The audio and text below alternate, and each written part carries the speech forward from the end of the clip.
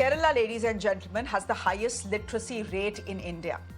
But if we had an index to gauge press freedom in India, it would rank amongst the lowest. In the last 1 year or so, newsrooms have been raided, journalists have been booked, and scribes have been banned from entering the secretariat from where the government runs. 2 years ago, in 2021, the people of Kerala had given a resounding mandate and brought the CPM-led Left Democratic Front back to power for a second consecutive term. It was a historical mandate, something that Kerala saw for the first time in 40 years. But it's only been downhill for the state media relations since then. Pinarayi Vijayan's administration has been accused of pinpointedly targeting journalists and cracking down on press freedom. And things seem to have only gotten worse with time. The latest is the Kerala government's absolute refusal to remove restrictions on media access to the state secretariat. It was done as a precautionary measure against COVID-19 and is now being used as a cover to stop journalists from meeting their sources. Now, ladies and gentlemen, meeting your sources is critical to a journalist's job, because that is how you get real stories, stories that concern citizens. If you rely on official channels and official press conferences and official sound bites, then all you get is press releases that praise the powers that be. And that is the job of a PR agency, not a news channel or a newspaper. The State Press Union is claiming that they have written 3 letters to the Chief Minister's office to ease these restrictions, but are yet to see any relaxation, despite the Chief Minister promising to do so. The left government, in its defense, is claiming it is not against the press. But the CPM government believes that crucial documents go missing, which is why they have decided to limit a journalist's entry to the secretariat. This is not a new allegation. The relationship between the state media and the government in Kerala has been strained since 2016, when Chief Minister Pinarayi Vijayan CPM came back to power and dropped the interaction with the media after cabinet meetings. The media fraternity in Kerala is also accusing the Kerala government of intimidating journalists by filing cases against them for reports that are seen as anti-government. I'm going to quote 2 examples here. Kerala police raided the Asianet office after the SFI workers barged into it alleging fake news. This happened in March. Interestingly, these raids came right after Asianet's expose on the Swapna Suresh gold smuggling scandal that has been linked clearly and squarely to the CPM government. Asianet is owned by the BJP's Rajiv Chandrasekhar. And then the second example, just a week ago, the office of online media outlet Maru Nandan Malayali in Kochi and in Trivandrum was raided. In fact, a criminal case was filed against its editor, Shajan Sakaria, accusing him of making false allegations against a ruling party MLA. So that's where things stand in Kerala. I'm going across to my guests who are joining me this evening, on all journalists and all journalists of repute. Thank you very much, first of all of you, for being with us here. We have K. Suresh. He's the Vice Chancellor of the Makhalal Chaturvedi National University of Journalism and Communication. We have Manoj K. Das. He's Managing Editor of Asianet News Network. And we have Dr. Narayan Lakshman, who's the Associate Editor for The Hindu. Manoj K. Das, I'm coming to you first, because it seems, by the looks of it and by the looks of how things have panned out in the last year and a half, that it's Asianet that is the focus of Mr. Vijayan's government's attacks, etc. Can you help me understand why journalists in Kerala today are saying that their voices are being stifled? Is it just because of the access to the secretariat being denied, or are there larger questions and issues at play as well? Shreya, there is a clear pattern in this. This is to discredit the mainstream media, because the voters of Kerala have always molded their perspective thanks to the media literacy here, because as you know, we have the 100-year-plus-old 3 newspapers in Kerala. So we have moved with the movement. So this is to discredit. The pattern is not just denying access to secretariat or to the assembly proceedings. There's a larger picture which they have seen. There's a larger conspiracy that is being hatched. Because the moment a news report comes, the chorus begins saying that this is not true, this is against the government, this is because we are jealous of the popularity of the ministry, etc., etc. Asianet News has been targeted quite with a very willful intent. We have been targeted. There are cases against many of us, from our executive editor to a chief reporter. Latest, she was just reporting an event, and on live there was a story that we broke. The student union activists who were there, they flashed a mobile phone at her and showed a mark list, fake mark list of an SFI leader. Naturally, it's a lie. She reported that, but the due diligence that she did was she added a sentence saying that this is a political allegation. In spite of that, she has been made an accused in this case. So that is where things stand. We are fighting it tooth and nail. No, like our brand slogan runs, bold, relentless, and straight. We are not going to budge. We are standing by our journalists. But yes, there's a case against Malayalam Manorama journalist Jay Chandran. He also just reported a job racket happening in the KMML. That's Metals and Minerals Limited. Even that, he was summoned and he was given asked to give a statement. He was asked to reveal his source. Multiple times he was asked to reveal his source. So, like I was trying to explain, this pattern for a seasoned journalist, you Shreya, you can't miss this pattern because this begins with a chorus. It begins with a huge cacophony on the cyber media by the cyber media goons of the whichever party it is, and then they charge cases, police raids, the mobile phones are confiscated. But the High Court day before ruled that the phones of a journalist cannot be, grabbed at the drop of a hat. In fact, there's a case against Mathrubhumi News Channel. They had traveled and they have broken a story when that accused in the train case, the train fire mishap case, when he was being brought to Kerala from Sindhudurg, I believe, if my memory is right. They intercepted the team in between and they took photographs. So there was a case against them. Their own managing director, Mr. M.V. Shyams Kumar, who was a member of parliament, he said that these journalists were asked to reveal the name of a police officer who had tipped them off. So where are we? Media is in the crossfire of a lot of inter-party politics, a lot of inner bureaucracy politics, and end of it, the average person in Kerala, average voter in Kerala, is deprived of being given a full picture of any event, so to speak. So it is not at all a scenario where we like to take pride in the fact that this is the highest literate state in the country, where we like to pat ourselves on the back saying that we had the first elected communist government in the world. Like you said in your intro, it is a big fall for a state like Kerala. Then, Dr. Shreya? Narayan Lakshman, when it comes to freedom of press, my own sense is, Mr. Das, I'll come back to you. I'd just like to get in Dr. Narayan Lakshman. Dr. Narayan Lakshman, then to my mind, when it comes to freedom of press, the left and the right are equally hypocritical. कुछ भी anti-government नहीं करना है. Journalists are expected to be PR agents. I don't know why, because most governments across this country, including the central government, have PR agencies. Why would you want journalists to become PR agencies and PR agents as well? But that is what is now increasingly expected of us. Don't ask a question. It's not patriotic. Don't put anything out against the government, whether it's the Kerala government or the central government. It's unpatriotic. It is motivated. Why? We are just doing our jobs.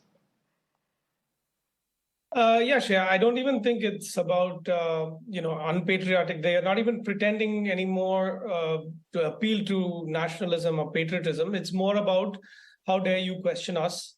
We are the absolute power. And therein, their attitude is a direct threat to the quality of our democracy. We go on so many platforms talking about how we're the largest democracy in the world. But like you correctly said, at state level and definitely at central level also, we have been constantly threatened, harassed, everything from lawsuits to raids, to threat of cutting advertising revenue, which impacts so many smaller vernacular media and so forth.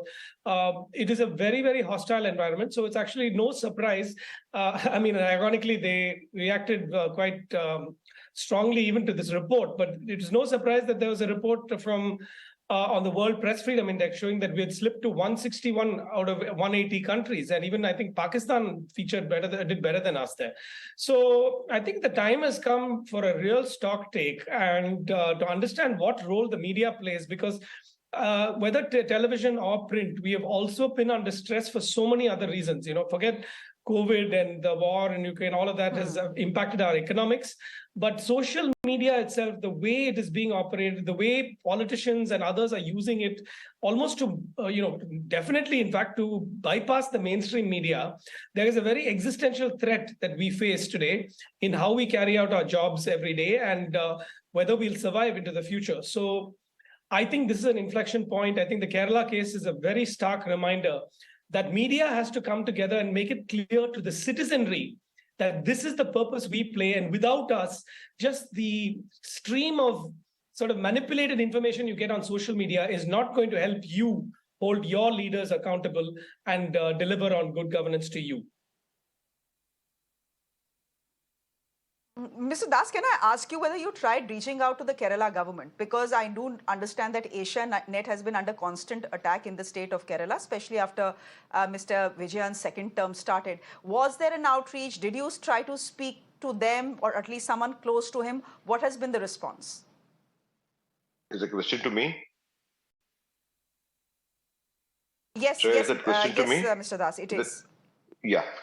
No, we didn't. We didn't want have to. We don't have to. We don't talk to them for. No, we don't want any backdoor diplomacy on this, because here it's 100% one-sided attack on media.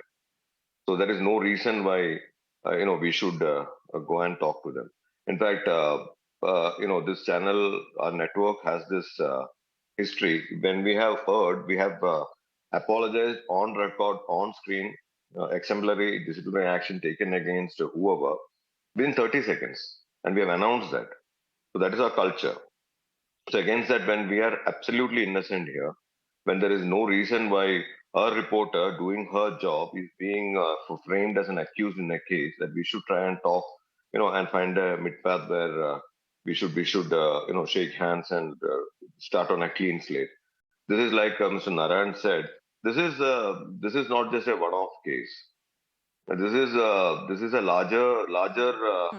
How do I put it? It's a larger concern for the entire media fraternity. Because imagine when the generation of senior journalists, once we retire, what are the juniors who inherit us, who inherit the legacy of all existing media? When they come in, what would be in the back of their mind? But you talk against any establishment, boss, your day is done. You're going to be framed. So however you try to pose as bold, etc., the next generation, I'm not sure whether they will be as bold as we are. They might be even bolder than us, I hope and pray. But honestly, there is a phobia which is being the whip of a phobia is being cracked. So I think, like I said in my first part of this meet or interaction, there's a pattern, definite pattern to discredit media, and thereby, like Mr. Narayan absolutely reflected on the economic crisis that we all are facing. He said there is indeed a crisis. Newsprint prices are going up, though we have only one newspaper in Kannada. But yes, basically I'm a print journalist, so I can fully empathize with what he said. So in that scenario, against the backdrop of the looming crisis of the media in India, it is not at all encouraging and healthy to make us suffer more, make us bleed through another 100 wounds. So the governments have to understand that in the long run, their echo chambers and the praises that reach them from their echo chambers alone will not sustain their ideology and philosophy. However, they try to dole out goodies and freebies to people who are close to them. But Dr. Narayan Lakshman, I want to press on that point for a moment before I go to KG Suresh. But Dr. Narayan Lakshman, fact is that most media houses have already started self-censoring. It's been happening for a while now, for the last 3-4 years, whether it is in the state of Kerala, whether it is in Delhi, whether it's anywhere. Look at the way journalists are being treated in the state of Punjab, for example. Here, I can give you an example of what happened with the Times Network. Mirror now is part of the Times Network. There is a, it's not even a sting operation actually. There is a report that Navbharat puts out about Arvind Kejriwal spending crores and crores and crores of rupees building his house. What happens next? You have a young reporter in Punjab who was there to cover his press conference arrested for no reason. No reason, absolutely no reason. They accused her of I don't know what they accused her of also. It was so flimsy, I forget what they accused her of. They accused her of violating the SC/ST Act. Can you imagine that? Dr. Narayan Lakshman, fact is that, there are strong arm tactics that are being employed in Kerala, in other parts of the country as well, and the media has started self-censoring itself. Yeah, that is, Shreya, the real tragedy, because whether through force or even in many other cases, I'm sorry to say, in television more than print, willingly, the media has been completely captured in many, many areas. What you're talking about in Kerala today, my colleague on this panel, I think there are a few examples of people who are independently and fiercely fighting for their right to have the right to critique a government and actually do that public service that media is supposed to do for the people. The core role, we've not lost sight of that. But the methods and the tactics used have only increased in sophistication. Without naming any names, it goes right to the top where media owners themselves get captured, or through shareholding, certain media houses can be brought down or brought to heel. It goes up from that high level all the way down to arresting a journalist who's going on their way to cover a story, like you mentioned. Or there's the famous case of course, Siddiq Kapan, who was in jail for trying to cover Hathras case. There's so many. There's no need to even start the list. Everybody knows the sorry state of affairs.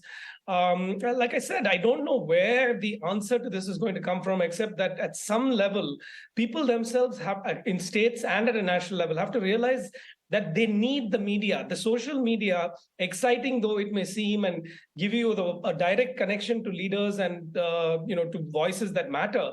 It does not have that watchdog function. It does not serve the investigative function. It does not serve the greater public good function. These are the core sort of principles that the media, traditional mainstream media, is built on.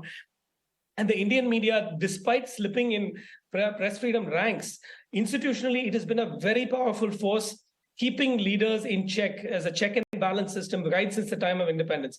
I don't believe that deep down our DNA, the media's DNA, has changed. It's only that the threats we face have increased in their sophistication. And I think we need to engage more with the people also to explain why we are carrying out our function and why it matters to the citizenry as a whole.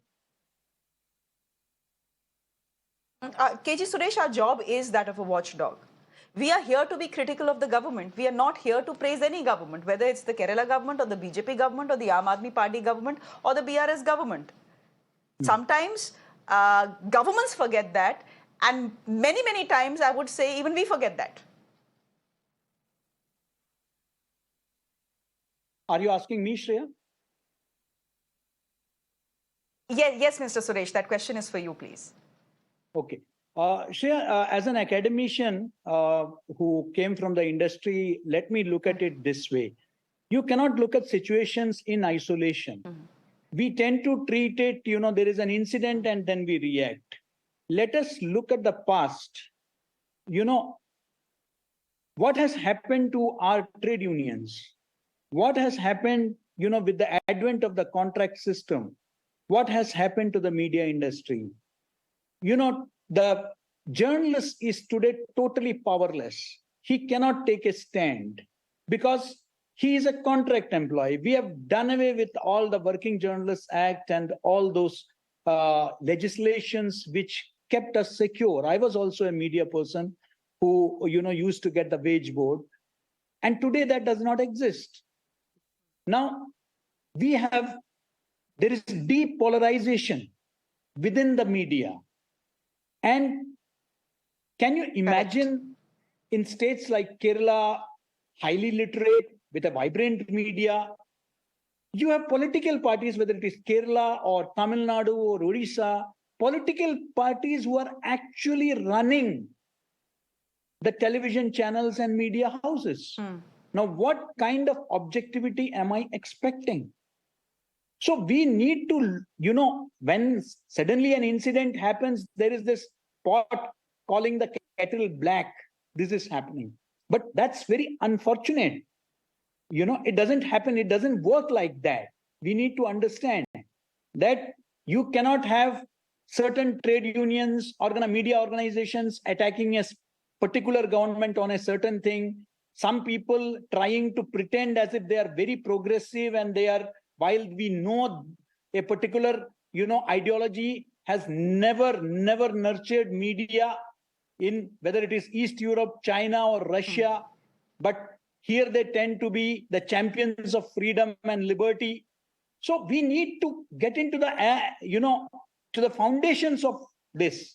Without doing that, if we are looking at the symptom, there cannot be a symptomatic treatment, We have to understand the dynamics which are working. That's very important. So where do we stand as journalists? That's a very important thing. So instead of, to a great extent, we ourselves are responsible for this present mess. And maybe these are inflection points, as one of my fellow panelists said. We need to sit back and reflect that, we cannot be, we should be looking at the entire ruling dispensation, whosoever, whether it is, in Kerala, in West Bengal, in Punjab, at the center, wherever. We never had, history has been witnessed that media never had comfortable relation with the rulers of the day. This is a reality. Why are we trying to get into comfort zones? Correct. Correct. It was never supposed to be like that, Mr. Suresh. We were never supposed to have a comfortable relationship with the ruling dispensation. But Mr. Manoj K. Das, I want to touch upon I want to touch upon a point that Mr. Suresh has just brought up. The fact that media houses are owned, not all of them, but many of them are owned. For example, Asianet is owned by a politician. How do you expect objectivity? Your owner is a BJP MP. He's a member in the government of India. So the Kerala government can turn around and say these guys are ideologically colored. They target at us for no reason. They malign us for no reason. So don't blame us for what is happening. Shreya, you can wash us with, you can brush us with, and use any color to brush, paint us. But fact of the matter is that as a journalist working here, there is not even one day when the who the investor in this company has interfered in any of our work. Even a couple of years back, Asianet was off air for 2 days, because of the coverage of the Delhi riots. And the reporter who did, he was with us for many years after that, and he was reassured by none other than the investor. And after this government came in and he became a minister, it's totally hands off. He doesn't involve himself in the media business at all. We have an executive chairman who runs the company. This is Mr. Rajesh Kalra, is the executive chairman who runs the company. So it is just a perception that just because one of the investors is a union minister in the holding company, no way, there is no interference. I'm saying it on record with all the conviction that I have that there is no interference that way. Because we have been very, there was the Asianet News was boycotted by the BJP in Kerala. This boycott ended just 3 days back. Because of the Bengal violence coverage, one of the BJP persons, one woman activist called up office, and one of my colleagues, I was not in the company then though, but one of my colleagues then, she responded in a way that was not very decent. We took action against her. That's what I said, within 30 seconds action was initiated. And BJP boycotted us. In fact, another colleague, cabinet colleague of of Mr. Chandrasekhar P. Muralidharan, asked our camera crew to leave his press conference. So this is why, if you think it is that as rosy as you think, then BJP wouldn't have boycotted us for almost 2 years or more. And they suo moto lifted the boycott. That's a point. Of course, we would have expected a word of regret for keeping That's a us point. out or keeping their voice never came out because of that. So that's a very wrong perception, Shreya. I'd like to clarify Point. on that. Simply as that. So we are against, Okay. if you see the couple of programs we did It's on something. Manipur recently, our teams were in ground zero. So if you could just go through that, you will know the type of critical reporting colleagues Sure. have done from Manipur even. It's something that Mr. Suresh brought up, and I thought that you are the best person to answer this. Dr. Narayan Lakshman, I don't have too much time on I the just show, have but one do take point, 20 seconds to dwell on the. No, go ahead. Okay, Go who has one point? Who said he has? Acha, I just have 20 seconds. But Dr. Narayan Lakshman, in the olden days, during the days of the Raj, they used to say divide and rule. Is that the problem with India's media as well? We are so deeply polarized that it's easier to bully us, silence us, stifle us. Yes, absolutely, Shreya. I think we are a divided lot and we fight very different battles in each state. And, some of us take on the central government as well.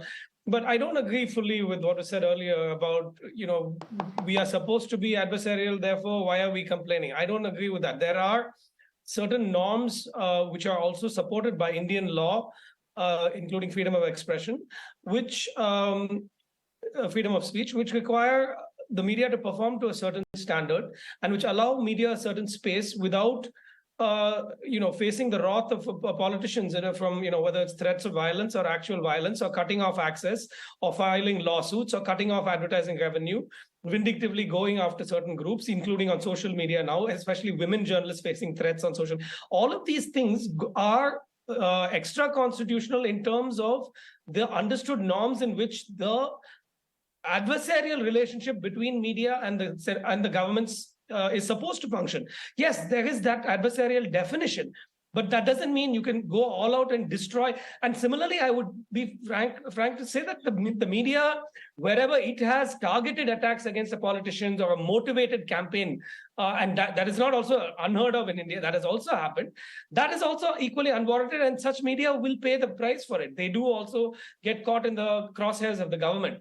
That is a very different quality of sort of reportage we're talking about. Here, we're talking, especially in the case of Mr. Manoj Das and so on, we're talking about upright media, which are actually carrying out their democratic function, which I said it can be the watchdog, investigative, informing the greater public good or public interest. These are core roles which people think are lofty principles, but they actually matter to the day-to-day lives of the kind of government that you have in the future, you as in every man and woman on the street. So if you want that quality of life to erode, then you can say, okay, governments have the right to do whatever they want to media because it's an adversarial relation. But that is not how our democracy was conceived. It was conceived as a deliberate system of check and balance. It's just you have different parts of the government itself, the judiciary, executive, legislative. We are the fourth pillar. So you do need the media to play that essential role. So let's be very, very clear about why this has been set up the way it has. All right. This was a good discussion. I'm glad we had all three of you as speakers here on the show. Thank you very much, KG Suresh, Manoj K. Das, and Dr. Narayan Lakshman for joining us. Thank you. On that note, I'm slipping into a quick break on the show. There's much more news coming up on the other side. Do stay with us.